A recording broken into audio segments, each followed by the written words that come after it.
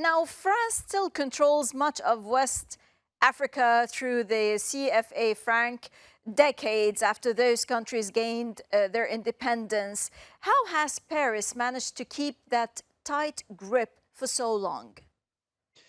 Paris organized a new colonial system that is called France-Afrique.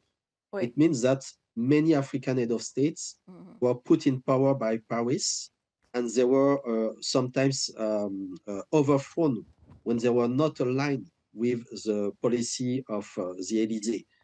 You have also to understand that this is economic domination through French multinational, through French billionaires like Vincent Bolloré, who are controlling also African and French media.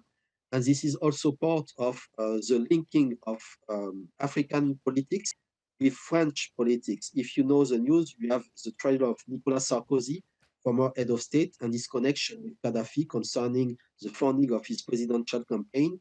And this is why this system is very corrupted. It is still maintaining Francophone Africa in economic dependence, in military dependence through military bases that France still have in some African countries.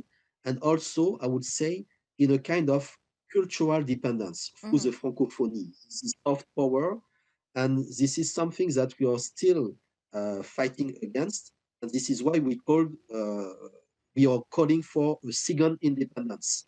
Independence in 1960 were not real, truly independent, and we need to break this time of neo-colonial domination and to build new independence with African sovereignty, with economic sovereignty, with military sovereignty. Can the Francophonie, as they called it, still be called a cultural project, or is it really just colonialism with better manners and more elegant and chic, so to say?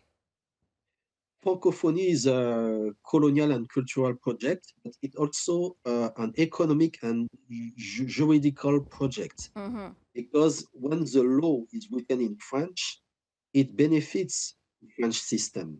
Because most of the people, even in the so-called Francophone countries, are not really speaking French. So this kind of system is also allowing the French lawyer to interfere in African affairs. So we need to break this relation. We need to understand that we need to decolonize our minds, like Gugi wa Thiong'o used to say, and African languages should be elevated at the state, at the level of official language,